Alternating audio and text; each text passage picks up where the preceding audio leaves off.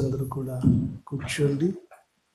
మన ప్రభువును ప్రియరక్షకుడైన యేసుక్రీస్తు ఘనమైన నామమునకు సమస్త మహిమ ఘనత ప్రభావములు కలుగును గాక.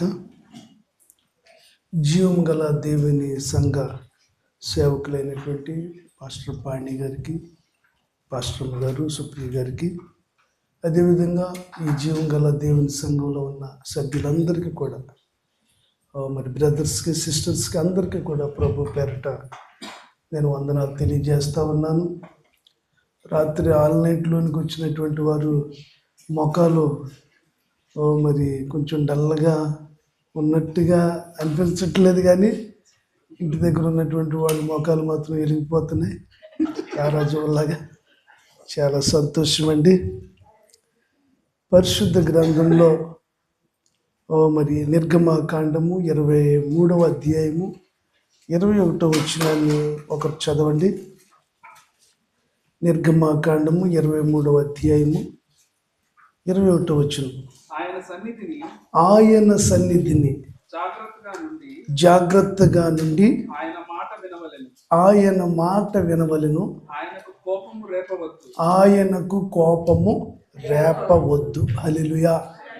ఎందుకంటే ఆయన బాస్ కనుక, ఆయన ప్రియులార సుప్రీం కనుక, ఆయన సర్వలోకానికి చక్రవర్తి కనుక, జగన్నాథ నాటక సూత్రధారి కనుక, ఆయన సన్నిధిలో జాగ్రత్తగా ఉండమని మరి ధర్మశాస్త్ర మరి ప్రతినిధి అయినటువంటి మోషే ద్వారా ఇశ్రాయేలీలకు ప్రభు ఆజ్ఞాపిస్తున్నటువంటి మాట, ఆయనకు కోపము రేపవద్దు అని దేవుని వాక్యము మనతో మాట్లాడుతూ ఉంది. మంచిది. మరి నన్ను ప్రేమతో చేర్చుకున్నటువంటి దాసులకు మరొకసారి నేను వందనాలు తెలియజేస్తున్నాను. పాండి గారికి మరి క్రిందట శుక్రవారము ఒక వర్తమానం నేను మీకు అందించాను. అదేంటంటే పేతురు అలలు, యేసయ్య కలలు. పేతురయ్య అలలు, యేసయ్య కలలు. మరి బైబిల్ స్టడీలో కూడా ఒక వర్తమానం అందించాను మంగళవారం రాత్రి. సుదీర్ఘమైన చింతామణి డ్రామా కాకుండా ఏమండి, ఎందుకంటే అది ఎపిసోడ్ చాలా పెద్ద ఎపిసోడ్, చాలా బారు. గూడ్స్ ట్రైన్ ఎప్పుడైనా చూసారా? కౌంట్ చేశారు ఎప్పుడైనా? 100 పైనే ఉంటాయండి అవి.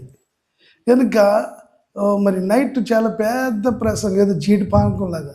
ఈ జీడిది అంతర్వేది తెలుసు కదా మీకు, అక్కడ జీళ్ళు తయారు చేసేటో సాగదీస్తారు. అలాగే ప్రసంగాన్ని పలు రకాలుగా తీసుకెళ్ళాను. సాక్ష్యము, ఇంకా హర్యానా బిర్యానీ అనుకోండి, కాశ్మీరే కారం అనుకోండి, చాలా చక్కగా దేవుడు తీసుకుని వెళ్ళాడు. కనుక మంచిది. ఆంధ్రాలో మరి భర్తలు భార్యలను ఏమి అనొద్దని చెప్తున్నాను. ఎందుకంటే అక్కడ ఫ్రీ బస్సు నడుస్తుంది. వాళ్ళు 2 నైటీలు సదురుకుని, 2 డ్రెస్సులు సదురుకుని, కర్రల సంచులు వేసుకుని ఏ బస్సు ఎక్కినా ఇతను ఎత్తుకోలేడు. ఎందుకంటే ఈయన జేబులు ఖాళీలు అయిపోతాయి. వాళ్ళు ఒక చోట నుంచి ఒకటి షిఫ్ట్లు వారికి వెళ్ళిపోతారు, బంధువుల దగ్గరికి, స్నేహితుల దగ్గరికి. కనుక ఎవరిని ఏమి అనమాకండి అని చెప్తున్నారు. సంఘాల్లో కూడా, పాస్టర్లు కూడా ఆడవాళ్ళని ఏమి అనమాకండి, వాళ్ళు ఎటు వెళ్ళిపోతే మనం తడుముకోవాలి, ఎత్తుకోవాలి అని అంటున్నారు. దేవునికి స్తోత్రం చెల్లిద్దాం. హల్లెలూయా. ప్రియమైనటువంటి దేవుని బిడ్డలారా, మరి చాలా సంతోషం. మీ ప్రేమను నేను ఎన్నటికీ మరవలేను. నిజంగా చాలా చోట్లకి వెళ్ళాను, కానీ మీ ప్రేమ నన్ను మరి బంధించిందనే చెప్పాలి. చాలా మరి అరమరికలు లేని, కల్మషం లేని ప్రేమ నేను మీ దగ్గర నేను చూశానండి. మరి మరొకసారి మరి నేను ఎవరెవరి దగ్గర నేను ప్రేమను పొందుకున్నానో వారందరికీ కూడా నేను మరొకసారి నా సంఘం తరపున, కుటుంబం తరపున వందనాలు తెలియజేస్తా ఉన్నాను. దేవునికి స్తోత్రం. ఈ సాయంకాలము నా వర్తమానం చాలా కంటెంట్ చాలా తక్కువే ఉంటుంది చెప్పాలంటే. ఎందుకంటే మనకి మరి ప్రభు సంస్కారం, ఓన్లీ కమ్యూనియన్ ఉంది. ఆ తర్వాత విజయ సిస్టర్ గారు మనకు ఆల్రెడీ తీసుకొచ్చి పక్కన పెట్టారు. అయ్యో దంచుతున్నాయి స్మెల్స్, కనుక అడ్వాన్స్గా తీసుకొచ్చారు. మాకైతే మేము మీటింగ్ లాస్ట్లో మరి రప్పిస్తూ ఉంటామండి. ఇక్కడ ఆల్రెడీ వచ్చేసి కూర్చున్నాయి, అవి కూడా కూర్చున్నాయి. కనుక మంచిది. కనుక ఆల్రెడీ అంతా కూడా రెడీగా ఉంది, విస్తరించకూడదు కూడా. కనుక మంచిది. ఈరోజు వర్తమానం పేరు ఏంటంటే దివ్య దర్శనము నవ్య జీవితం. ఏంటండి? దివ్య దర్శనము నవ్య జీవితం. క్రిందటి శుక్రవారము పేతురయ్య అలలు యేసయ్య కలలు. మీరు హెడ్ మరి ఇది మీరు గుర్తుపెట్టుకుంటే సరిపోద్ది. ఈ టైటిల్ గుర్తుపెట్టుకుంటే సరిపోద్ది. ఎందుకంటే దీని మీదే నడుస్తుంది ప్రసంగం. నేను ఏంటయ్యా ఈరోజు వర్తమానం అంటే మరి ఏమని చెప్పాలంటే దివ్య దర్శనము నవ్య జీవితం అండి. మొన్న శుక్రవారము పేతురయ్య అలలు యేసయ్య కలలు. అలా గుర్తుగా బండ గుర్తులు మరి మా హిస్టరీ లెక్చరర్ అలాగే చెప్పేవాడండి. మరి ఆయన చాలా అర్థమయ్యే రీతిలో చెప్తూ ఉండేవాడండి. అలా గుర్తుండిపోయి మాకు ఎగ్జామ్స్లో రాయటం చాలా సులువైంది. మీరు అలా గుర్తుపెట్టుకోవాలని నేను ప్రభు పేరిట నేను మనవి చేస్తూ ఉన్నాను. యెహోవా దేవుడుగా గల జనులు ధన్యులు. యెహోవా దేవుడుగా గల జనులు ధన్యులు. కనుక ఈరోజు ఈ వర్తమానం అందించి కొంత సమయము నేను ప్రియులార పాస్టర్ గారు కొంత విశ్రాంతి తీసుకుని, అంటే విశ్రాంతి అంటే పండుకోవడానికి ఏమి ఉండదండి. రాత్రి ఆల్నైట్, ఈరోజు కూడా ఆల్నైట్ అని సోదరులు నాన్నగారు రాత్రే ప్రవచించారు మాకు. కనుక ఆల్రెడీ మన రాంప్రసాద్ గారు కూడా ప్రయాణం చేసి వచ్చారు, వారు కూడా ఆల్నైట్లు చేశారు. కనుక ఈ ఆల్నైట్లే మనకు కొత్త కాదు. ఎందుకంటే కరోనా వచ్చిన తర్వాత మొండికేసేసాం మనం. కరోనా వచ్చిన తర్వాత మనకి ఏది పెద్ద లెక్క అనిపించట్లేదు. పెద్ద పెద్ద హెవీ సమస్యలు మనం చూసి వచ్చేసిన వాళ్ళు. కనుక అన్నిటిని తాలూకుని తట్టుకోవటానికి దేవుడే మనకి సహాయం చేయనుగాక. హోషేయ గ్రంథంలోనికి రండి. హోషేయ గ్రంథము 14వ అధ్యాయము 1వ వచనములో ఉన్న మాట మనం ముందు చదువుకున్నాం. ఆయన సన్నిధిని జాగ్రత్తగా నుండి ఆయన మాట వినవలెను, ఆయనకు కోపము రేపవద్దు. ఆయన దేవుడు కనుక ఆయన మాట వినాలి. ఆయన సుప్రీం కనుక ఆయనకు మనము కోపము రప్పించకూడదు. హోషేయ గ్రంథము 14వ అధ్యాయము 1వ వచనము ఇశ్రాయేలు నీ పాపము చేత నీవు కూలితివి గనుక నీ దేవుడైన యెహోవా తట్టుకు తిరుగుము. దేవునికి స్తోత్రం. హోషేయ ప్రియులారా భక్తుడి ద్వారా దేవుడు ఏం చెప్తున్నాడంటే, ఇశ్రాయేలు నీ పాపము చేత నువ్వు కూలిపోయావు. నీ పాపము చేత నువ్వేమైపోయావు? కూలిపోయావు. గనుక నీ దేవుడైన యెహోవా తట్టుకు తిరుగుము అనే దేవుని వాక్యము హోషేయ గ్రంథంలో రాయబడి ఉన్నది. కనుక మీకు తెలుసు కాకి కోకిల. ఏంటంటే కాకి కోకిల. ఈ కాకి కోకిల రెండు దగ్గర ఒకేలాగే ఉంటాయండి. దగ్గరగా ఒకేలాగే ఉంటాయి షేపులు. అయితే కాకి ఏమని అరుస్తుందంటే కావు కావుమని అరుస్తుంది. కావుమని అరుస్తుంది. సాధారణంగా హైందవ సహోదరులు దానిని ఒక సందర్భంలో ఇన్వైట్ చేస్తారండి, మిగతా సమయంలో ఇన్వైట్ చేయరండి. ఒక్క సందర్భంలోనే ఇన్వైట్ చేస్తారు. ఎప్పుడు కూడా తోలేసాడు ఈ పనికి మనలో, ఇప్పుడు ఎందుకు మనం వెళ్ళాలని ఓ మొండికాయకి రాదు కూడా. అలాంటి టైంలో మీకు అర్థమైందో లేదు, కాకి మరి ఏమని పిలుస్తుంది, అరుస్తుంది అంటే కావుమని అరుస్తుంది. కోకిల కూ కూ అంటారు. అంటే కోకిల మరి స్వరము మాధుర్యంగా ఉంటుంది. కోకిల స్వరము మాధుర్యంగా ఉంటుంది. కనుక ఒకసారి నేను తూర్పుగోదావరి జిల్లా గూడపల్లి అనే ప్రాంతానికి సువార్త సభకు నన్ను ఆహ్వానిస్తే నేను వెళ్ళా. అక్కడ జీడిఎం సంఘ కాపరి గారు రావుల సొలొమోన్ రాజు గారు. నా వర్తమానానికి ముందు ఆ అధ్యక్షులు అన్నారు, కోనసీమ గానకోకిల గారు వచ్చి ఒక కీర్తన పాడవలసిందిగా ఆహ్వానిస్తున్నాము అన్నారు.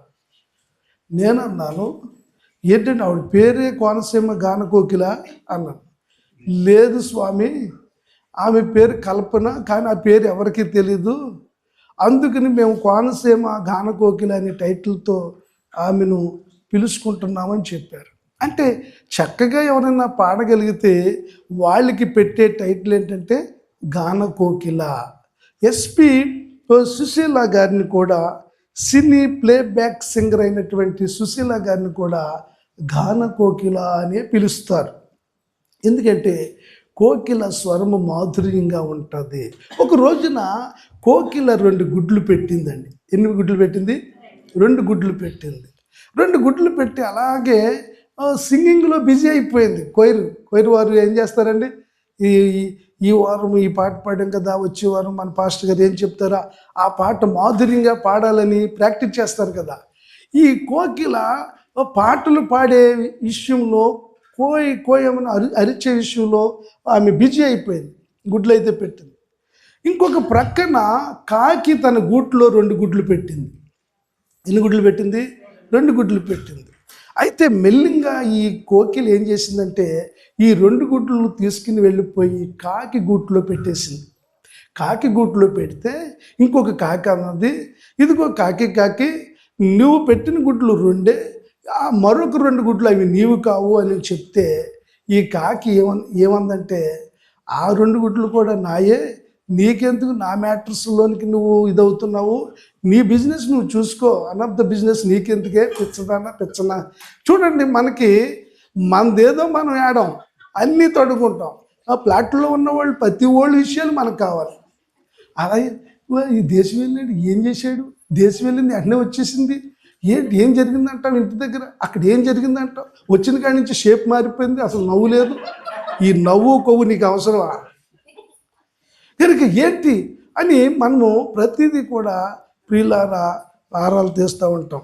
ఈ కాకి వాటిని చివాట్లేసింది, అవి నాయే, ఆ 4 గుడ్లు నాయే అని చెప్పి మీ పని ఏదో మీరు చూసుకోండి అని తిట్టింది. కొన్ని రోజులు అయిన తర్వాత ఈ కాకి ఏం చేసిందంటే ఈ 4 గుడ్లని పొదిగిందండి. 4 గుడ్లని పొదిగింది. 4 గుడ్లని పొదిగితే ఏది కూడా డ్యామేజ్ అవ్వకుండా 4 పిల్లలు పుట్టాయి. 4 పిల్లలు పోషించడానికి అన్ని చోట్లకి వెళ్ళి మేత తెస్తుంది, ఆహారం తీసుకొచ్చి శ్రమ పడుతుంది. అవి తీసుకురాగానే పోటీ పడి తింటున్నాయి.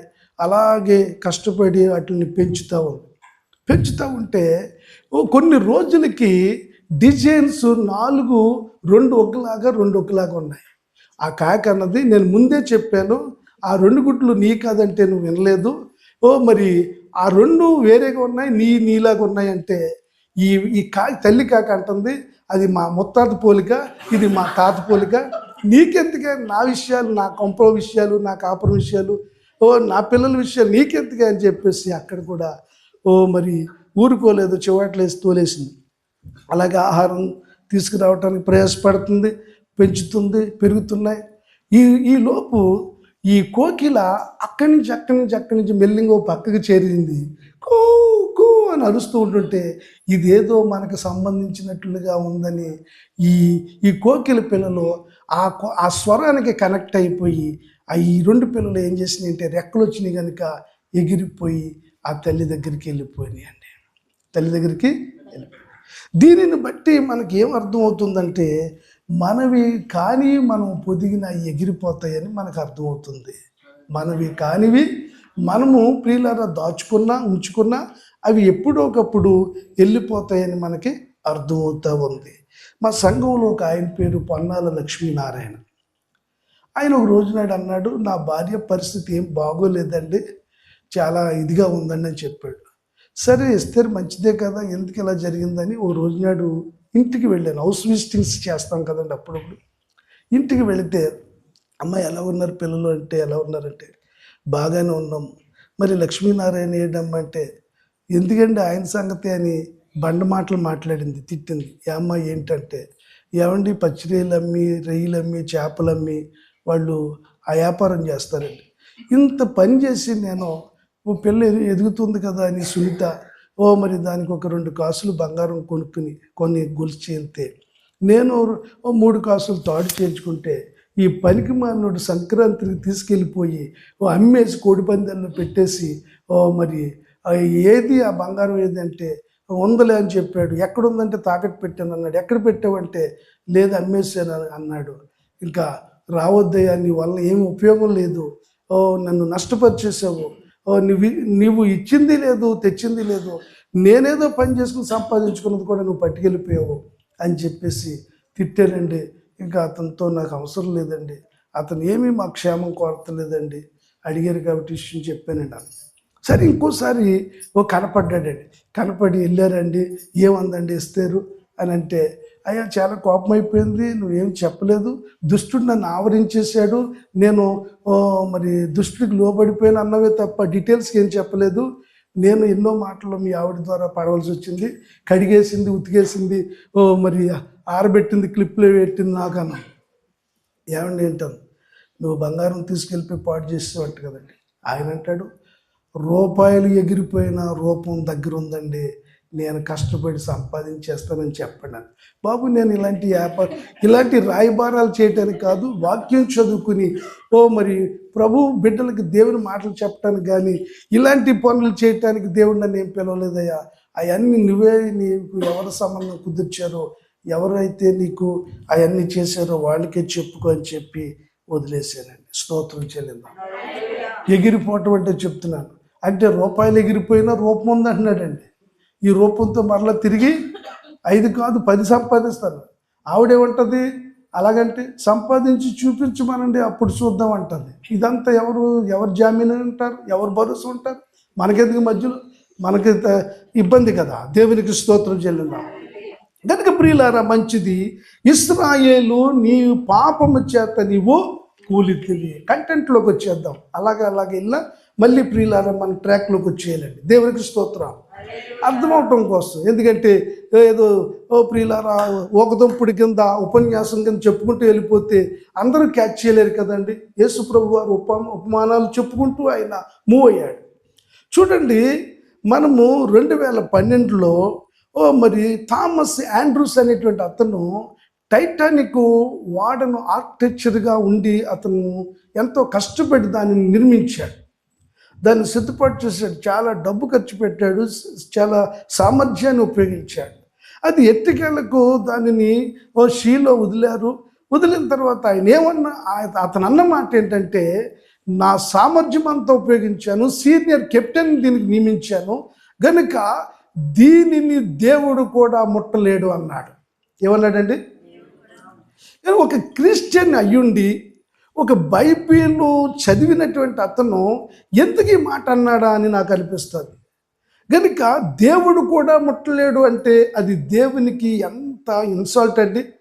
కనుక దేవుడు కూడా ముట్టలేడు అని అవివేకపు మాటలు పలికాడు. ఐసు కొండను గుద్ది దాదాపు 2000 మంది ప్యాసింజర్స్ జలసమాధి అయిపోయారు. అవునా కదండి? కనుక ఇవి మనకి ఏమి నేర్పిస్తాయి అంటే, మన ఒళ్ళు మన దగ్గర పెట్టుకుని మాట్లాడాలి అని నేర్పిస్తుంది ఈ చరిత్ర. దేవునికి స్తోత్రం చెల్లిందాం. హల్లెలూయా. కనుక ఇక్కడ మనం గమనించినట్లయితే ఒక వ్యక్తి పలికిన అవివేకపు మాటను బట్టి ఎంతమంది బలైపోయారు. కనుక ప్రియులారా, మనము మనుషుల స్వరం వినటానికి రాలేదు, మనము దాని వలన మనకు పెద్ద ఉపయోగం కూడా లేదు. దేవుడు మనతో మాట్లాడుతూ ఉన్నాడు. స్తోత్రం చెల్లిందాం. మొదటి సమూయేలు గ్రంథము 9వ అధ్యాయము 3వ వచనం. సౌలు తండ్రి అయిన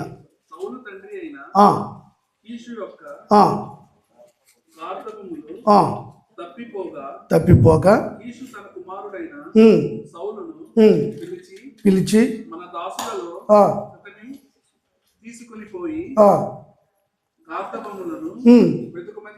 చాలండి. సరే, ఇలాగ తలలు పైకెత్తి వాక్యం వినండి. ఇక్కడ మనకి మొదటి సమూయేలు గ్రంథము 9వ అధ్యాయంలో కీసు మనకు కనబడతాడు. అతని గురించి ఏమని రాయబడిందంటే భాగ్యవంతుడని రాయబడింది. ఎవరండి అతను? భాగ్యవంతుడు. అతను ఏం కలిగి ఉన్నాడంటే గాడిదలను కలిగి ఉన్నాడు. ఒక రోజున ఆ మంద ఏమైందంటే తప్పిపోయింది. వాళ్ళు సంపద అదే కనుక, తప్పిపోతే వాళ్ళు ఒప్పుకోరు కనుక, అప్పుడు తన కుమారుడైనటువంటి సౌలుని పిలిచి, అయ్యా, మన గార్ధబొమ్మలు మంద తప్పిపోయింది, నీతో పాటు మన పనివారిలో ఒకరు వెళ్ళి వాటిని వెతకవలెను అని చెప్తాడు. ఈ పనివాడిని తీసుకుని సౌలు మరి వెతుకుతాడు, ఆ మైదానాలన్నీ తిరుగుతాడు, ఎడారులన్నీ తిరుగుతాడు. ఎక్కడ తిరిగినా ఆ గాడిదలు అతనికి కనిపించలేదు. గార్ధబొమ్మ కనిపించకపోతే సౌలు అంటాడు పనివాడితో, అయ్యా ఇప్పుడు అయ్యి కనిపించలేదు, మనము ఇంటికి వెళ్ళకపోతే తండ్రి ఈ అరణ్యంలో లేకపోతే ఎడారిలో ఏ మండ్ర కప్పలు మనల్ని కుట్టేసినాయా, లేకపోతే ఏ కోపరాలు మనల్ని కుట్టినాయా, ఏ జంతువులు ఆహారంగా తీసుకున్నాయని కంగారు పడే అవకాశం ఉంది నాయన. కనుక మనము వెంటనే తండ్రి దగ్గరికి వెళ్ళి కనిపించలేదని చెప్పేద్దాము, రా పద నడు అని అన్నాడు. ఎవరు? సౌలు. అప్పుడు పనివాడు అంటాడు, ఏమని అంటాడు అంటే, ఆ ప్రియులారా చదవండి, అక్కడ 5వ వచనం చదవండి.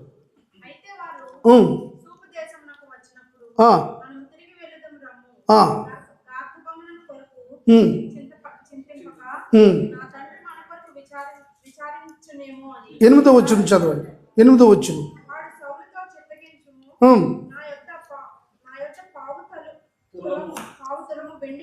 ఇక్కడ మనం గమనించినట్లయితే, మనం ఆలోచన చేసినట్లయితే ప్రియులారా, ఈ మొదటి సమూయేలు గ్రంథంలో ఈ పనివాడు ఏమని అంటాడంటే, అయ్యా ఈ ప్రాంతంలో ఒక దీర్ఘదర్శి ఉన్నాడు. ఎవరున్నారు? దీర్ఘదర్శి అనండి. ఒక సేవకుడు ఉన్నాడు, ఒక దైవజనుడు ఉన్నాడు. ఆ దైవజనుని దగ్గరికి మనము వెళితే, మరి చూడండి 5వ వచనం చివరిలో మనం చూస్తాం. 6వ వచనం చదవండి. ఓకే, 6వ వచనం. వాడు మొదటి సమూయేలు 9వ అధ్యాయము 6వ వచనం. పనివాడు అంటున్నాడు, వాడు అంటే పనివాడు. ఇదిగో ఈ పట్టణములో దైవజనుడు ఒకడున్నాడు, అతడు బహుగనుడు. అతడు ఏ మాట చెప్పునో ఆ మాట నెరవేరును, మనము వెళ్ళవలసిన మార్గమును అతడు మనకు తెలియజేయనేమోనని అతని వద్దకు వెళుతాము రండి అని చెప్పు. చాలండి, వినండి. ఇక్కడ పనివాడు ఏమన్నాడంటే, తండ్రి దగ్గరికి వెళ్ళిపోతే ఏం ఉపయోగము? తండ్రి ఒక పని అప్పగించాడు, కుమారుడిగా నీకు, పనివాడిగా నాకు. మనము ఆ మందలను తీసుకుని వెళితే ఆయన సంతోషపడతాడు. మనం ఒట్టిగా వెళ్ళిపోయి ఊపించుకుంటూ వెళ్ళిపోతే ఉపయోగం ఏంటి? ఈ ప్రాంతంలో ఒక దైవజనుడు ఉన్నాడు. అతడు ఎలాంటి వాడు అంటే బహుగనుడు. చీట్ల వ్యాపారం చేసేవాళ్ళు, లేకపోతే రియల్ ఎస్టేట్ వ్యాపారాలు చేసేవాళ్ళు, వడ్డీ వ్యాపారాలు చేసేవాళ్ళు చాలామంది బయలుదేరిపోయారు మాలోంచి. మా సేవకుడిని మేము విమర్శించడం అది భావ్యం కాదు. కానీ ప్రియులారు, ఒక వ్యాపారం కాదండి, పిలువబడినటువంటిది దర్శనము ఒకటి, మరి దేవుని సేవని వచ్చి రకరకాలైనటువంటి పనుల్లో ఉన్నారు. అందుకని ఈ పనివాడు అంటున్నాడు, అతడు బహుగనుడు. అతడు ఏ మాట చెప్పునో ఆ మాట అంటే అతను ప్రార్థనా యోధుడు, ప్రార్థనలో కనిపెట్టేవాడు. అతడు మరి సంచల బుద్ధి కలిగిన వాడు కాదు, దేవుని మీద ఆధారపడినటువంటి వాడు. మనము వెళ్ళవలసిన మార్గం, ఆ గాడిదలు గార్ధబొమ్మలు ఎక్కడ ఉన్నాయో, మనం ఎక్కడికి వెళ్ళాలో అదంతా కూడా వెరీ డీటెయిల్స్గా అతని దగ్గరికి వెళితే అతను మనకి చెప్తాడు. సౌలుకి సేవకుడు తెలీదు. జాగ్రత్తగా వినండి. ఆ దివ్యమైన దర్శనాన్ని ఒక పనివాడు కల్పించాడు సౌలుకి. స్తోత్రం చెల్లిందాం. ఇతను బాగా మరి భాగ్యవంతుడు కుమారుడు కనుక ఇతను ఒక సేవకుడి దగ్గరికి లేకపోతే ఒక స్వామి దగ్గరికి వెళ్ళాలి అంటే కాయ కమ్మ ఉండాలి, పండు ఉండాలి, లేకపోతే ఏదైనా గిఫ్ట్ ఉండాలి. ఈ సాకు చెప్తున్నాడండి. ఏ సాకు చెప్తున్నాడు? మనం ఒట్టి చేతులతో ఉన్నాము, అలాగే వెళ్ళటం అది మర్యాద కాదు, మనము ఒక పద్ధతిగా పెరిగినటువంటి వాళ్ళము అని చెప్పి పనివాడికి చెబుతున్నప్పుడు పనివాడు ఏమన్నాడు అంటే, ఇక్కడ గమనించండి. దేవునికి స్తోత్రం చెల్లిందాం, గట్టిగా దేవునికి స్తోత్రం చెల్లిందాం. హల్లెలూయా. 8వ వచనంలో సౌలుతో పనివాడు అంటున్నాడు, వాడు సౌలుతో చిత్తగించుము, నా యొద్ద 1/2 తులము వెండి కలదు, మనకు మార్గము తెలియజెప్పినందుకై దానిని ఆ దైవజనునికి ఇత్తుమనెను. అంటే పనివాడి దగ్గర 1/2 తులము వెండి ఉందంట. ఏముందండి? పావు తులము వెండి ఉందని చెప్తున్నాడు పనివాడు. ఇతను ప్రియులారా మరి ఆ రోజుల్లో మరి ఫోన్పేలు లేకపోతే ఏ కార్డ్స్ ఉంటాయి కదండి, అవి ప్రియులారు ఉన్నాయి, అవి ఉండుండవు. జమీందారీ వ్యవస్థ కనుక, భూస్వామి వ్యవస్థ కనుక ఊపించుకుంటూ వచ్చేసాడు. అతను ఎక్కడ నిలబడితే అక్కడ నేను కీసు కుమారుడు అని చెప్పుకుంటే నడుస్తుంది వ్యవస్థ. స్తోత్రం చెల్లిద్దాం. ఇక్కడికి రాహుల్ గాంధీ గారు వచ్చేసారనుకోండి. రాహుల్ గాంధీ గారు భారతదేశంలో పాలకుల కుటుంబానికి సంబంధించినడు. ప్రియులారా, జవహర్లాల్ నెహ్రూ గారు, ఇందిరాగాంధీ, రాజీవ్ గాంధీ వాళ్ళంతా కూడా భారతదేశాన్ని పరిపాలన చేసినటువంటి వాళ్ళు. వాళ్ళు మరి వాళ్ళ దగ్గరే మరి క్యాష్ ఉండదని మనం ఎలాగనుకుంటాం? అలాగా ఇతను ఏమీ లేకుండా వచ్చేసాడు. నా దగ్గర ఏమీ లేదంటే పనివాడు అంటున్నాడు, నా దగ్గర పావు తులం వెండి ఉంది, అది నీ చేతిలో పెడతాను, నువ్వు అతని చేతిలో పెట్టు, ఎస్కేప్ అవ్వకుసుమి. దేవునికి స్తోత్రం. సేవకుడిని తప్పించుకుని ఇంటికి వెళ్ళిపోదామన్నటువంటి ఆ పనికి మళ్ళీ ఆలోచన మానుకొని చెప్తున్నాడు. ఇతనికి సేవకుడి టేస్ట్ తెలియదు. సేవకుడి దగ్గర ఉన్నటువంటి ప్రియులారా ఆ యొక్క మరి ఈవులు తెలియవు. అయితే మొత్తానికి పనివాడు సౌలుని ఏం చేశాడంటే టర్న్ చేశాడు, వంచాడు. సరే పద అని అన్నప్పుడు మరి అక్కడ 10వ వచనంలో మనం చూస్తాము, సౌలు నీ మాట మంచిది, వెళ్ళుదము రమ్మనగా వారు దైవజనుడు ఊరికి పోయిరి. ఊరికి ఎక్కిపోవచ్చుండగా నీళ్లు చేదుకునుటకే వచ్చిన కన్యకులు తమకు కనబడినప్పుడు, కన్యకులు ఎదురయ్యారు. అంటే పరిశుద్ధాత్మ ప్రియులార వారికి ఎదురైంది. చెడ్డ లేనటువంటి వారు, తప్పు లేనటువంటి కన్యకులు ఎదురయ్యారు. మరి అక్కడ వారిని అడిగారు, ఇక్కడ దీర్ఘదర్శి ఉన్నాడా అని అడిగిరి. అందుకు వారు, ఇదిగో అతడు మీ ఎదుటనే ఉన్నాడు, త్వరగా పోయి కలుసుకొనుడి. స్తోత్రం చెల్లిద్దాం. హల్లెలూయా. అప్పుడు ప్రియులారా సమూయేలు ఆ గార్ధబొమ్మలను గురించి తెలియజేశాడు. మరి ఇక్కడ మనం గమనించినట్లయితే సమూయేలు ఏం చేశాడంటే ఆ గార్ధబొమ్మలను గురించి సౌలుకి, సౌలు పని వారికి తెలియజేశాడు. చూడండి 20వ వచనం చదవండి. 3 దినముల క్రిందట తప్పిపోయిన విచారపడకము, అవి దొరికినాయి. చప్పట్లు కొట్టండి, గట్టిగా చప్పట్లు కొట్టండి. హల్లెలూయా. తప్పిపోయిన గార్ధబొమ్మలు ఏమైనాయండి? దొరికినాయి. కనుక ఎప్పుడైతే సమూయేలు సౌలుని చూశాడో సౌలు మీద సమూయేలుకి అమితమైన ప్రేమ కలిగిందండి. ఏం కలిగిందండి? అమితమైన ప్రేమ కలిగింది.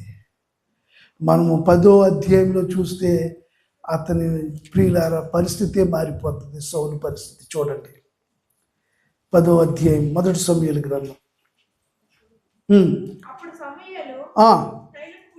తైలపు బుడ్డి పట్టుకుని అతనిని ముద్దు పెట్టుకుని తన స్వాస్థ్యము మీద, హల్లెలూయా, గట్టిగా దేవునికి స్తోత్రం చెల్లిద్దాం. ప్రియమైనటువంటి దేవుని బిడ్డలారా, సేవకుడిని గురించి మరి అతను ఆలోచన చేసుకోలేదు, సౌలు ఆలోచన చేసుకోలేదు. సేవకుడి దగ్గరికి వెళదామంటే నా దగ్గర ఏమీ లేదు, మనం వెళ్ళకూడదని చెప్పాడు. ఈ రోజున మనం గమనించినట్లయితే పనివాడు ప్రోత్సహించి మరి సౌలుని సమూయేలు దగ్గరికి తీసుకెళ్ళాడు. సమూయేలుకి ఏం కలిగిందంటే సౌలు మీద అమితమైన ప్రేమ కలిగింది. ఇశ్రాయేలీయులకు రాజుగా తైలపు బుడ్డిలో తైలం పోసి తల మీద పోసి ఇశ్రాయేలీయులకు రాజుగా పట్టాభిషేకము చేశాడు. స్తోత్రం చెల్లిద్దాం. హల్లెలూయా. కనుక ఒక దివ్య దర్శనం వలన అతనికి ఎంత కృప దొరికిందో మీరు ఆలోచన చేయండి. అతను అన్వేషణ చేయలేదు, అతను కావాలని ఎత్తుకోలేదు సేవకుడిని. పనివాడు మాత్రమే ప్రియులారా నడిపించాడు. పనివాడు మాత్రమే నడిపించాడు. ఇక్కడ మనం గమనించినట్లయితే ప్రభు చెప్పాడు సౌలుతో, ఓ సౌలా, మనకి శత్రువులు అమాలేకీలు, మనకి శత్రువులు ఫిలిష్తీయులు. వీళ్ళ విషయమై నువ్వు చాలా కేర్గా ఉండాలి. వాళ్ళని దరిదాపులకి రానివద్దు. ఇశ్రాయేలుని జాగ్రత్తగా నువ్వు పరిపాలన చేయి. ఇశ్రాయేలుని జాగ్రత్తగా నువ్వు ఎంపైర్గా, చక్రవర్తిగా ఉండి నడిపించు అని చెప్పి సౌలుతో దేవుడు మాట్లాడాడు. దేవునికి స్తోత్రం. గనుక గాడిదల వెనకాల తిరిగినటువంటి ఈ సౌలు ఇప్పుడు తన యొక్క సీటు మారింది, ప్లేసు మారింది. ఇప్పుడు అతను గాడిదల వెనకాల తిరగవసరం లేదు. ఇప్పుడు అతను ఇశ్రాయేలుకి ఎవరండి? చక్రవర్తి. దేవునికి స్తోత్రం చెల్లిందాం. కనుక దేవుడు అతనికి ఇచ్చినటువంటి, మనం చదువుకున్నాం, మరి ఫస్ట్ మనం చదువుకున్నాం, ఇశ్రాయేలు నీ పాపము చేత, హోషేయ గ్రంథము 14వ అధ్యాయం 1వ వచనంలో మనం ఏం చదువుకున్నామండి? నువ్వు కూలితివి కనుక తిరుగుము. హల్లెలూయా. కనుక ఇక్కడ మనం గమనించినట్లయితే, ఆలోచన చేసినట్లయితే, దేవుడు హోషేయ ద్వారా మాట్లాడుతున్నాడు. ఇశ్రాయేలు నీ పాపము చేత నువ్వు కూలితివి. దేవుడు సౌలుకి ఏం చెప్పాడు? అమాలేకీల విషయమే నువ్వు జాగ్రత్తగా ఉండని చెప్తే ఆయన తెచ్చుకుని దగ్గరెట్టుకున్నాడు. స్తోత్రం చెల్లిందాం. చూడండి ప్రియులారా, రాహేల్ అంట కొన్ని విగ్రహాలను తీసుకొచ్చి ఇంట్లో దాచుకుందంట. ఎవరో మరి నిగ్రహం లేక విగ్రహం పెట్టుకుంటే అది నీకెందుకు? నిగ్రహము లేక విగ్రహము ఏదోటి కనిపించాలి, మన వాళ్ళకి ఏదో రూపం కనిపించాలి. స్తోత్రం చెల్లిందా. సౌలుతో దేవుడు ఏం చెప్పాడంటే, అమాలేకీల విషయమే నువ్వు జాగ్రత్తగా ఉండంటే వాళ్ళ విషయమే అతను ప్రియుల నిర్లక్ష్యంగా ఉన్నాడు. మీకు నేను చెప్పాలనుకున్నటువంటి మాట ఏంటంటే, సౌలుకి పనివాడు ఉన్నాడు దేవుని సమూయేలు దగ్గరికి నడిపించడానికి. సౌలుకి ప్రియులారా ప్రార్థన చేసే సమూయేలు దీర్ఘదర్శి ఉన్నాడు, పనివాడు ఉన్నాడు, సమూయేలు ఉన్నాడు. మూడవదిగా తన పిన్న తండ్రి కొడుకు అబ్నేరు ఉన్నాడండి. అబ్నేరు సౌలు మీద ఏక కూడా వాళ్ళనవాడు. ఎందుకంటే రాజు ఎవరో కాదు, అతనికి కజిన్ బ్రదరే. అబ్నేరుకి కజిన్ బ్రదరే సౌలు. మరి సౌలు పినతండ్రి కొడుకు మరి అబ్నేరు, అతను సైన్యాధిపతి. అబ్నేరు సైన్యాధిపతి కనుక సౌలు మీద ఏక వాలనకుండా చూసుకునేవాడు ఉన్నాడు. ప్రార్థన చేసే సమూయేలు ఉన్నాడు, దేవుని దగ్గరికి నడిపించే పనివాడు ఉన్నాడు. దేవునికి స్తోత్రం చెల్లిందా. హల్లెలూయా. మంచి ఐడియాస్ ఇచ్చేటటువంటి సన్ ఉన్నాడు యోనాతాన్.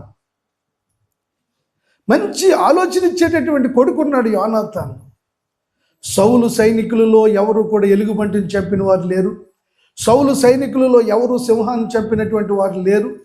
ప్రియులారు, యెష్షయి కుమారుడైనటువంటి దావీదు మరి తన తండ్రి ఆ పిల్లలందరినీ ఇంకా పెంచలేక ఒకరిని గొర్రెల మేపమని వదిలేస్తే ఆ చిన్న ట్రౌజర్ వేసుకుని, నిక్కర్ వేసుకుని, కరపలు పట్టుకుని మరి గొర్రెలను మేపుతున్నటువంటి దావీదు ఒక రోజు నాడు అన్నలు యుద్ధంలో ఉన్నారు, వాళ్ళు ఏం చేస్తున్నారు, అప్పం మొక్క పట్టుకెళ్ళి వాళ్ళ యొక్క యోగక్షేమాలు తెలుసుకురా అంటే అక్కడ ఒక లోయలో మరి గొలియాతు, 6 మూరల జానుడు గొలియాతు ఇశ్రాయేలీల జీవం కలిగిన దేవుడిని దూషిస్తూ, ఇశ్రాయేలీని శపిస్తూ, ఇష్టం వచ్చినట్లు మాట్లాడుతూ ఉంటుంటే ఆ సౌండ్స్ దావీదులోనికి చేరి ఈ జీవం కలిగిన దేవుడిని దూషించడానికి వీడంతటి వాడు అని బాధ కలిగి ఏమైనా సరే ఇతను నేను హతమార్చగలనని అంటాడు. ఆ మాటలు సౌలుకి వినపడి సౌలుకి చేరితే సౌలు దగ్గరికి రప్పిస్తారు. ఎవరిని? దావీదుని సౌలు దగ్గరికి తీసుకుని వెళ్తే సౌలు దావీదుని చూశాడు, కింద నుంచి పైదాకా చూశాడు. మనకి ఈ రూపాలు కావాలి కదండి, మనం ఏదైనా రికగ్నైజ్ చేయాలంటే ఏం కావాలండి? రూపం కావాలి కదండి. ఇతని దగ్గర రూపం ఏమి లేదు. ఓ నెక్కరు ఎక్కడ ఇలా అంటే బూజు, ఇలా అంటే పేడ. ఎందుకంటే అతని డ్యూటీ అలాంటిది. ఇలా వచ్చి ఇలా నిలబడ్డాడు సౌలు దగ్గర. ఏంట్రా అబ్బాయి అని, జీవం కలిగిన దేవుడిని దూషిస్తున్నాడంటే చంపేస్తున్నాను. మరి నీ రూపం చూస్తే ఏమి లేవు, భూమికి 3 అడుగులు 4 అడుగులు అయితున్నా వాడు 6 మూరల జానుడు, చిన్నప్పటి నుంచి కూడా యుద్ధాభ్యాసం చేసినటువంటి వాడు, మరి కండలు తిరిగినటువంటి వాడు, బలాఢ్యుడు అని ఏయో చెప్తున్నాడు. అప్పుడు దావీదు అన్నాడు, అయ్యా నా తండ్రి నాకు గొర్రెలు అప్పగిస్తే ఒక రోజు నాడు ఆ గొర్రెల్లో ఒక దానిని ఆ సింహం పట్టుకుని వెళ్ళిపోతుంటే తరివితే అది గొర్రెను వదిలేసి నన్ను చంపటానికి వస్తే దాన్ని చీల్చేసాను అన్నాడు. అంటే దావీదుది ఓ సింహపు గుండెను మించిన గుండె అన్నమాట. దేవునికి స్తోత్రం చేయాలి. ఒకసారి ఎలుగుబంటి వస్తే దాన్ని అలా చంపేశాను. మరి నా బలం కాదు, యెహోవాదే నా బలం. స్తోత్రం చేయాలి. కనుక ఇక్కడ జీవం కలిగిన దేవుని ప్రజలను దూషిస్తున్నాడు. అందుకని నాకు బాధ కలిగింది, అతను నేను హతమార్చగలిగిందంటే మరి పనివారిని పిలిచాడు, అతనికి యుద్ధ సామగ్రిని అలంకరింప చేయండి, తొడగండి అని అంటే అవన్నీ సైజులు వేరు కనుక ఇతను మునిగిపోయాడు.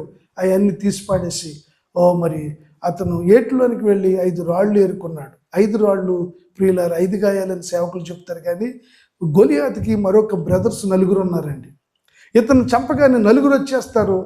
వాళ్ళని కూడా ప్రియులారు హతమార్చాలని చెప్పి 5 రాళ్ళు పట్టుకుని వెళ్ళాడు. కనుక గొలియాత్ ఎప్పుడైతే అవుట్ అయ్యాడో ఒకళ్ళ తర్వాత ఒకళ్ళు 4 బయటకు వస్తారు. ఒకళ్ళ తర్వాత ఒకళ్ళని 4 రాళ్ళతో నొసల మీద కొట్టి హతమార్చాలని 5 రాళ్ళు పట్టుకుని వెళ్ళాడు. స్తోత్రం చెల్లిద్దాం. బైబిల్ స్కాలర్స్ చరిత్ర చెప్తున్న మాటలు ఇవి. కనుక ఒక్క రాయికే మరి అతనికి ఉన్నటువంటి శిరస్త్రానం అంతా కూడా అంతా బందోబస్తుగా ఉంది. ఇక్కడే ఒక బొట్టులాగా ఒక గాలి వీచుకోవటానికి ఉన్న ఖాళీ స్థలంలోనికి ఆ ఒడిసులతో వేసిన రాయి అతనికి తగలగానే అమాంతంగా పడిపోయాడు. వెళ్ళి అతని ఖడ్గంతోనే మరి ఆ శిరస్సును వేరు చేసి మరి ఎక్కడికి తీసుకెళ్ళాడంటే సౌలు దగ్గరికి తీసుకెళ్ళాడు. అప్పుడు అంటాడు, నువ్వెవరు అబ్బాయి? అభినేర్ చేత అడిగేస్తాడు, ఇతను ఎవరబ్బాయి? ముందు విన్నాడు కదండి యెష్షయి కుమారుడని. అంటే ప్రియులారా, అప్పుడు ఇప్పుడు కూడా ప్రతి వ్యక్తి మీద కూడా చౌకబారు ఆలోచనలు, అంచనాలు. మళ్ళీ అప్పుడు ఎవరు అబ్బాయి ఎక్కడోడు అంటే నేను బెత్లెహేమీయుడైనటువంటి యెష్షయి కుమారుడు అని చెప్తాడండి. ఆల్రెడీ ముందు నేను గొలియాతుని హతమారుస్తానన్నప్పుడే అతను డీటెయిల్స్ అన్ని తీసుకున్నాడు, ఐడి ప్రూఫ్ తీసుకున్నాడండి. ఈ శిరస్సును పట్టుకెళ్ళినప్పుడు అభినేర్ని అడుగుతాడు, ఇతడు ఎవడరా ఏంటనంటే ఇతనండి పలానా అని చెప్తాడు అభినేరు. అతను కూడా చెప్తాడు. అప్పుడు ఏమంటాడు, మరి ఎవరైతే గొలియాతుని హతమారుస్తారో నా కుమార్తెనిచ్చి అతనికి వివాహం చేస్తానని ప్రకటన చేశాడు. అవునా? చేశాడే లేదండి? చేశాడు. చేసినటువంటి వ్యక్తి ప్రియులారా మళ్ళీ ఏం చేశాడంటే అక్కడ చూడండి, మొదటి సమూయేలు గ్రంథము 25వ అధ్యాయము 44 వచ్చింది. గొలియాతుని ఎవరైతే చంపుతారో వారికి మేకాలను ఇచ్చి పెళ్లి చేస్తానన్న ఈ పెద్ద మనిషి ప్రియులారా మరి మేకాలనిచ్చి దావీదుకి పెళ్లి చేసిన తర్వాత దావీదుని మానసికంగా కిల్ చేయటం కోసం ఇంకో పని చేశాడండి. చదవండి అన్నమాట. సౌలు తన కుమార్తె అయిన మేకాలు అను దావీదు భార్యను ఫల్తీయేలు అని గలియు వాడైన లాయూషు కుమారునికి ఇచ్చి పెళ్లి చేసేసాడండి. చూసారా? ఇతనికి కూతురు ముఖ్యం కాదు, ప్లేస్ ముఖ్యం. ఏం ముఖ్యం అండి? సింహాసనం ముఖ్యం. కూతురు మంగళసూత్రం ముఖ్యం కాదు, కూతురు భర్త ముఖ్యం కాదు. ఇతనికి సీటు సేబ్జంలో ఉంటే చాలు. అతను మానసికంగా అతన్ని స్ట్రగుల్ చేసి చంపగలిగితే ప్రియుల పిచ్చోడు అయిపోతాడు. ఆ తర్వాత ఈ సింహాసనం నాదే, అనవసరంగా నేను ప్రకటన చేసేసాను, ఏమని? నా కూతుర్ని ఇచ్చి పెళ్లి చేస్తానని. స్తోత్రం చెల్లిందా.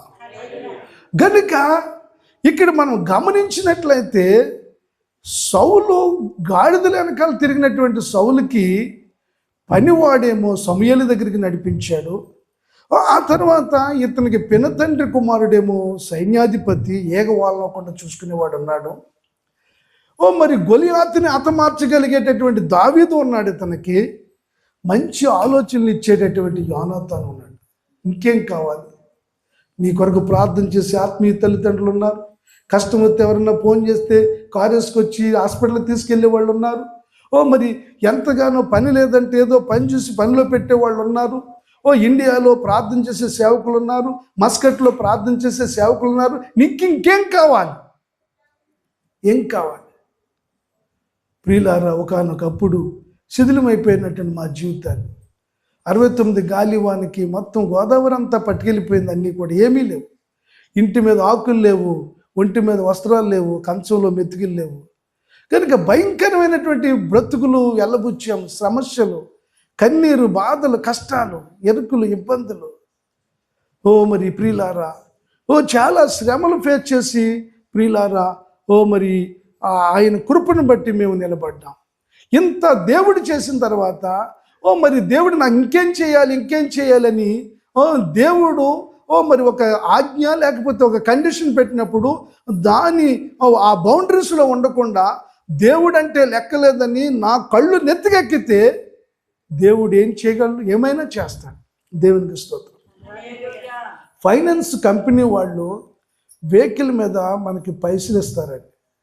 ఇండియాలో మనకి 10 లక్షలు కావాలితే ఇన్నోవా మీద ఇస్తారు, ఆడియో కార్ మీద 20 లక్షలు 30 లక్షలు ఇస్తారు. వాళ్ళు ఇచ్చి ఒక 3-4 వాయిదాలు కట్టకపోతే మర్యాదగా వాహనం ఎక్కడుందో అక్కడికి వచ్చి స్పేర్ కీతో వాహనం పట్టుకెళ్ళిపోతారు. వాళ్ళు కంపెనీ పెట్టినప్పుడే డిజైన్ చేసుకుంటారు. ఇవ్వటము ప్రియులారు, వసూలు చేయటం కూడా. దేవునికి స్తోత్రం. ఒక ఫైనాన్స్ కంపెనీ వాడికే ప్రియులారు ఇచ్చి ఇవ్వటము, తీసుకున్న వాడు కట్టకపోతే వసూలు చేయటం తెలిసినప్పుడు దేవునికి ఇంకెంత తెలుసండి. దేవునికి స్తోత్రం. నీ స్థితి మారుస్తాడు. స్థితి మారిన తర్వాత కప్పగొంతులేస్తే మరలా అధాపాతాళానికి తొక్కేస్తాడు. కనుక సౌలు జీవితాన్ని మనం చూసినట్లయితే ప్రియులారా, క్రమక్రమంగా లైన్స్ తప్పిపోతున్నాడు, గాడి తప్పిపోతున్నాడు. దేవుడు కూడా నన్ను ఏం చేయలేడు అని అనుకున్నాడు. అలాంటి పరిస్థితులలో ఫిలిస్తీన్లు అతనిని ప్రియులారా మరి వశపరుచుకున్నారు. ఫిలిస్తీన్లు అతన్ని హింసించారు. చివరికి మరి ఆయుధాలు మోసేవాడిని అంటాడు, నీ ఖడ్గంతో నన్ను చంపంటే, నీ ఉప్పు పులుసు తిని నేను ఆ పని చేయలేనంటే ఖడ్గం మీద పడి అతను చచ్చిపోతాడు. అతనిని క్రమంగా కూడా సమాధి చేయలేదండి. భయంకరమైనటువంటి పరిస్థితి. ప్రారంభం ఎంతో దీవెనకరంగా ఉంది, ముగింపు అస్తవ్యస్తంగా ఉంది. దమస్కో ద్వారం దగ్గర పట్టబడిన తార్సువాడైనటువంటి సౌలు. దేవునికి స్తోత్రం. ప్రియులారు, యెరూషలేములో పరిశుద్ధులకి కీడు తలపెట్టి దమస్కోలో ఉన్నటువంటి పరిశుద్ధులకు కూడా కీడు తలపెట్టాలని ఆజ్ఞతో, అధికారంతో బయలుదేరుతూ ఉన్నాడు. ప్రభు అనుకున్నాడు, ఇప్పుడు ఇతన్ని మనం బ్రేక్ చేయకపోతే క్రైస్తవులు చాలా శ్రమ పడవలసి వస్తుంది, సంఘాలకు హింస వస్తుందని చెప్పి వెలుగుతో దేవుడు దర్శించాడు. స్తోత్రం చెల్లిద్దాం. కనుక పనివాడి ద్వారా దర్శనము దొరికింది సౌలుకి. ప్రియులారా, ఈ క్రొత్త నిబంధన తార్సువాడైనటువంటి సౌలుకి ఎవరి వలన కాదు, దేవుని వల్లనే దర్శనం దొరికింది, వెలుగు ద్వారా. అననీయాను అక్కడ ఏర్పాటు చేశాడు, దమస్కులో ఉన్న అననీయాని. అననీయ సౌలు దగ్గరికి వెళ్ళయ్యాడు. సౌలా, స్తెఫనుని రాళ్ళతో రువి చంపించాడు. మరి సౌలు పేరెత్తుతుంటే అపోస్తులు 6 సార్లు ఎత్తి మరి పారిపోతున్నారు. ఆ సౌలు దగ్గరికి వెళ్ళమంటున్నావు, నన్ను బ్రతకమనేనంటే అప్పుడు సౌలు కాదు, టెంపర్ అంతా ఉంచేశాను. కూడా ఐరన్ వర్క్ చేసేటటువంటి వాళ్ళు ఇంతలావు ఐరన్ అయినా అంతలావు ఐరన్ అయినా వాళ్ళు ప్రియులారు వాళ్ళు ఇన్స్ట్రుమెంట్స్తో దాన్ని ఏం చేస్తారంటే వాళ్ళు చేస్తారు, కట్ చేసేస్తారు. సౌలు దగ్గర ఎంత టెంపర్ ఉన్నా ప్రభుది హై వోల్టేజ్ టెంపర్. ప్రభుది ఏ వోల్టేజ్ అండి? High voltage. ఇక్కడ పెట్రోల్ ద్వారా మనకి కరెంట్ వస్తుందేమో ప్రియులారా, లేకపోతే ఇంకా దేని ద్వారా కరెంట్ వస్తుందో నాకు తెలియదు, కానీ మనకైతే మరి నీటి ద్వారా, బొగ్గు ద్వారా కరెంట్ తీసుకొస్తారు. కనుక ఈ కరెంటుకి చాలా పవర్ ఉంది. కానీ ప్రభు దగ్గర ఉన్నటువంటి ఆ కరెంటు హై వోల్టేజ్, ముట్టుకుంటే ఇంకేమి తట్టుకోలేమన్నమాట. స్తోత్రం చెల్లిద్దాం. అలాంటి వెలుగుతో దేవుడు సౌలుని దర్శించాడు. పడిపోయాడు. ఆ వాహనం మించి, గుర్రం మించి అననీయ అక్కడికి వచ్చాడు. మట్టిలో పొర్లాడుతున్నాడు. సహోదరుడు అన్నాడు. అతనేం మాట్లాడలేదు, బతికి బట్టగట్టాను అనుకున్నాడు. ఎవరు? అననీయ. సహోదరుడా, నీకోసం ప్రార్థన చేస్తానని ప్రార్థన చేశాడు. కళ్ళు తెరిచాడు, బాప్తిస్మం ఇచ్చాడు, సువార్త అందించాడు. ప్రియులారా, లేచాడు. యేసే క్రీస్తు అని ప్రకటన చేశాడు. దేవునికి స్తోత్రం. హల్లెలూయా. ప్రారంభము అస్తవ్యస్తంగా ఉంది, అధ్వానంగా ఉంది. కానీ దేవుడు దర్శించిన తర్వాత ఇక అతను ఎంత వేగంగా పరిగెత్తాడంటే, ఎంత వేగంగా పనిచేశాడంటే, మరి చెరసాలలో వేస్తే చెరసాలను మందిరంగా మార్చాడు. వెళితే దీపానికి వెళితే ఆ దీపాన్ని క్రీస్తు మందిరంగా మార్చాడు. ప్రియులారా, మరి అతనికి ఇక ఈ కష్టాలు, ఈ బాధలతో పని లేదు, పనిచేయటమే తెలుసు. ప్రభు కోసం బలంగా పనిచేశాడు. దేవునికి స్తోత్రం. హల్లెలూయా. క్రొత్త నిబంధనలో ప్రియులారా, భూమి ఉన్నంత వరకు కూడా ఈ మారిన సౌలుని గురించినటువంటి, పౌలుని గురించినటువంటి ప్రస్తావన రాకుండా మాందు. ఎందుకంటే అతను క్రొత్త నిబంధన హీరో అని అతని గురించి వదిలేస్తూ ఉంటారు. దేవునికి స్తోత్రం. కనుక ముందు తన జీవితం ఏం బాగోలేదు. ప్రభు దర్శించిన తర్వాత తన యొక్క మనసునంతా మార్చుకున్నాడు, పరిస్థితి అంతా మార్చుకున్నాడు. మరి దేవునికి ఇష్టడిగా ఉన్నాడు, చదువుకున్నాడు, సంపద ఉన్నవాడు, పదవి ఉన్నటువంటి వాడు. అవన్నీ కూడా పెంటగా ఎంచి ఆ ముందు ఉన్నటువంటి పోరాటం కొరకు పరుగులు తీశాడు. దేవునికి స్తోత్రం. కనుక ఈ పగటిపూట మరి నేనేం చెప్పానంటే మీకు దివ్య దర్శనము, నవ్య జీవితం. స్తోత్రం చెల్లిద్దాం. ఒక దివ్య దర్శనం మరి కలిగింది, కానీ పాత నిబంధన సౌలుకి దాన్ని నిలబెట్టుకోలేకపోయాడు. ప్రియులారా, ఒక దివ్య దర్శనం దమస్కో ద్వారం దగ్గర మరి తార్సువాడు అనేటువంటి సౌలుకి దొరికింది. కానీ ఆ దర్శనము అది దేవునిదని గ్రహించి తన యొక్క పరిస్థితిని అంతా ఒప్పుకుని మార్పు చెంది ప్రభువు కోసం, సంఘం కోసం మరి ప్రయాసపడ్డాడు. దేవునికి స్తోత్రం. హల్లెలూయా. మన జీవితాల్లో మరి ప్రియులారా, మనము ప్రభు కోసం పనిచేయాలి. ప్రభు మనం దర్శించినప్పుడు మరి ఆ దర్శనము లేక ఆ స్వరము, దానిని మనం నిలబెట్టుకోవాలి. ప్రభు కోసం రోషం కలిగి మనం జీవించాలి. కనుక ఈ రోజున నీవు పాత నిబంధన సౌలులాగా ఉంటావా, లేకపోతే కొత్త నిబంధన పౌలులాగా ఉంటావా? కనుక ప్రభు పరిచర్యకి కావాలి. నేను చిన్నప్పుడు, నాకు 12 సంవత్సరాల వయసు, మా నాయన స్కూల్ టీచర్, ఆయన అంతర్వేద నన్ను తీసుకెళ్ళాడు. అప్పటికే నన్ను చిన్నప్పుడు అక్కడికి తీసుకెళ్ళి, నేను అక్కడికి వెళ్ళిన తర్వాతే అమ్మ నాన్న పుట్టానని ఆ పేరు పెట్టారు నాకు, అంతర్వేది. నాకు 12 సంవత్సరాల ప్రాయంలో నన్ను మళ్ళీ తీసుకెళ్ళారు. ఆయన అన్నారు, ఈ రథం తాడు లాగండి అన్నారు. ఐదవ సహోదరులు ఎవరైనా ఉంటే వారి మనసులని బాధ పెట్టడానికి ఈ మాటలు నేను చెప్పట్లేదు, కానీ నా జీవితంలో జరిగిన ఆ సంభవాన్ని నన్ను చెప్పనివ్వండి. ఆ తాడు చాలా లావు ఉంది, నా వేళ్ళు చిన్న చిన్నవి. ఆయన అన్నాడు, ఈ తాడు ఇలా పట్టుకున్నాడు. నాకు సరిపోవట్లేదు నా సైజుకి, అది చిన్న తాడైతే ఓకే, కానీ పెద్ద లావు తాడు కదా డాడీ అన్నాను. అలాగా ప్రతి ఒక్కరు కూడా నా వల్ల కాదు అంటే దేవుణ్ణి ఎవరు ఊరేగిస్తారా అన్నాడు. దేవుణ్ణి ఎవరు ఊరేగిస్తారని చెప్పాడు. నువ్వు ఎంత లాగగలదు అంతే, ఎంత పట్టుకోగలదు అంతే అని అందరూ ప్రియులారా రథం తాడు లాగుతూ ఉంటుంటే నేను కూడా పట్టుకుని లాగాను. ఈరోజు నాకు అనిపిస్తూ ఉంటుంది, అప్పుడు వ్యర్థమైనటువంటి ఆ దేవుళ్ళని మోసాను, ఊరేగించాను.